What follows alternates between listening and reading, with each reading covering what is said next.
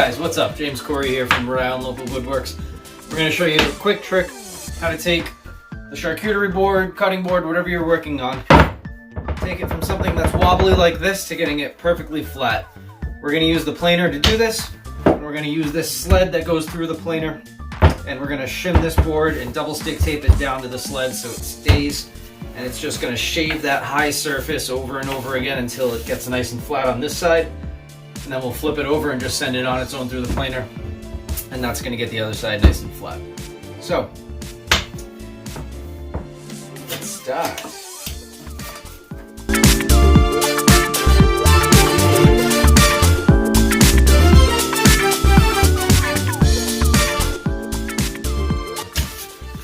Alright, that part's all set. Let's bring out the planer.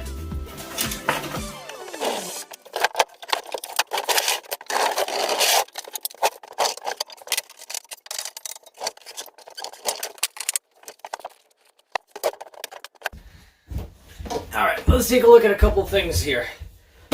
So this is a pretty beefy planer. Technically it's not mine. It is either my father-in-law or brother-in-law's, depending on which one you ask them.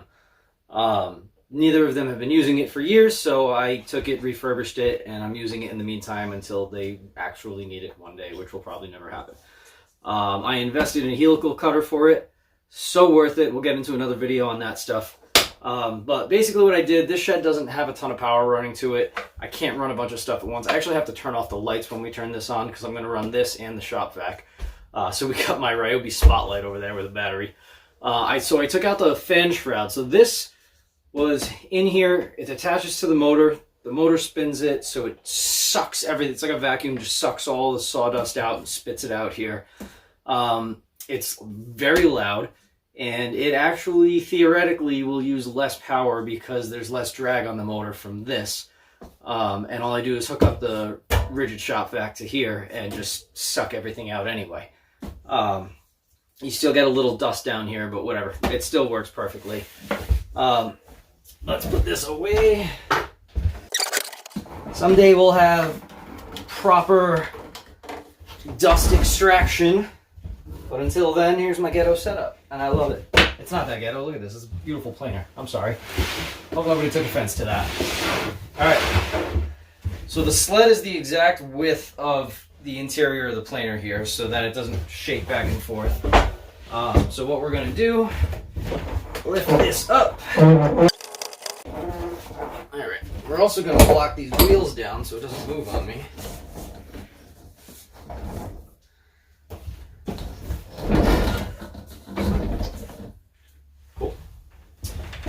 Before we do that, so because this side is the highest and it's going to slowly plane the whole thing down, the way to find out how that's happening is to just take a pencil. We're just going to do this lightly across the whole thing. So we're going to start to see the pencil line disappear from here as it goes all the way down. Once it's all gone, we know we're done.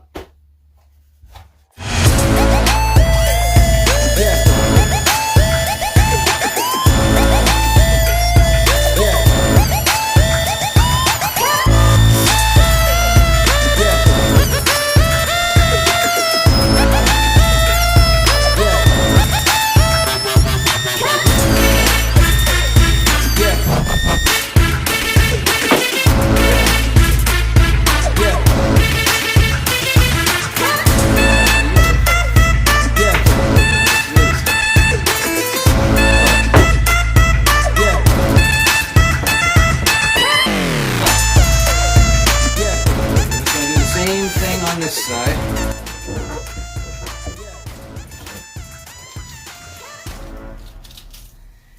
Now, you could run it through on its own, but since the last part of this, since the last time it went through the planer, it was this height, so the highest part here is at the last level it went through.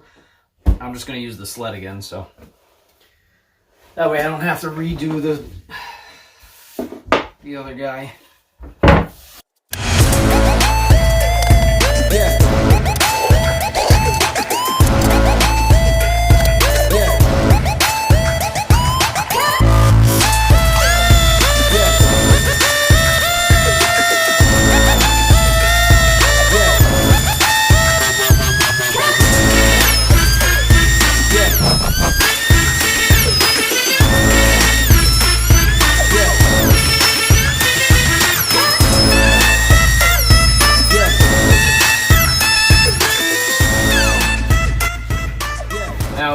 rocks on this, it's because this table is not level, so don't worry about that.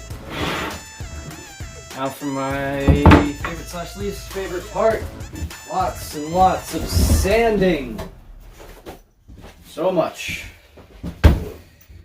Alright, so when I sand, I start at 80, I go to 150, and then I do 220. 220 is the absolute highest. I don't even do it on the bottom because what's the point? 150 is actually really smooth. If I'm feeling lazy, I stop at 150.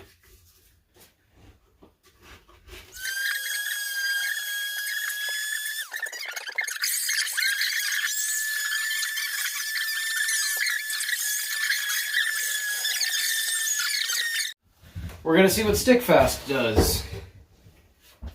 Stickfast also has a black super glue, and my local lumber yard, Cosella Lumber, sells it.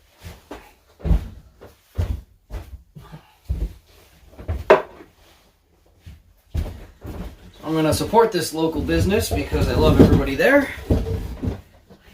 And try the stuff that they sell.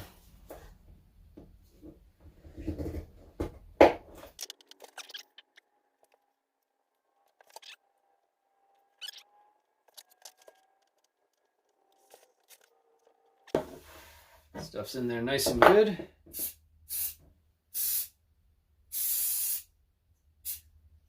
We're going to use some accelerator.